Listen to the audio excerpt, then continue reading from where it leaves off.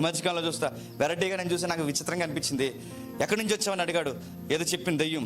నా పేరేంటి చెప్పాడు, నువ్వు పలానా పాస్టర్ అని చెప్పింది ఆవిడ. పో మరి అన్నాడు, పోనంది. ఎలా పంపించాడు చెప్పనా, ఎలా పంపించిన వాళ్ళు చూసాను, ఎలా పంపించిన వాళ్ళు చూసాను. ఇంకొకడు ఉన్నాడు ఎరడ్డిగాడు, అడేం చెప్పినా ఇలా వెనక్కి తిరిగి పో అన్నాడు. అలా పడిపోయింది టక్కుమని. అదే అలా అలా పంపించాడు. ఇలాంటి జిమ్మికలని చూడడానికి వస్తున్నాడు, మళ్ళీ ఇది ఒక యాక్షన్ సూపర్ మ్యాన్ లాగా. అరే ఇలాంటివన్నీ నడుతున్నాయి, ఇలాంటివన్నీ నమ్ముతున్నారు, ఇలా అన్నీ పడిపోయింది. ఇలాంటివన్నీ నమ్ముతారండి. పరిశుద్ధాత్మ అంటే ఎలాగండవా పరిశుద్ధాత్మ ఎప్పుడు పనిచేస్తాడు? ఆ నిలబడ్డవాడు డొక్క చించితే ఒక వాక్యం చెబుతున్నాడా, ఒక వాక్యం మాట్లాడుతున్నాడా, ఏదైనా ఉందా? ఆ విన్న దాంట్లోకి వీళ్ళకి చలనం రావాలి. పబ్లిక్లో ఎప్పుడు రివైవల్ స్టార్ట్ అవుతుందో తెలుసా? వాక్యమేనండి.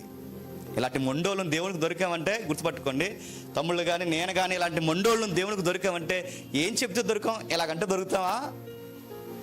వాక్యం చెప్పారు కనుక, సత్యం వినబడ్డది కనుక మళ్ళాంటి పాడైపోయి అవనస్తులు దొరికాం. ఎందుకు దొరికాం? వాక్యమే పనిచేస్తుందండి మనిషి దగ్గర, ఇంకేం పనిచేయవు.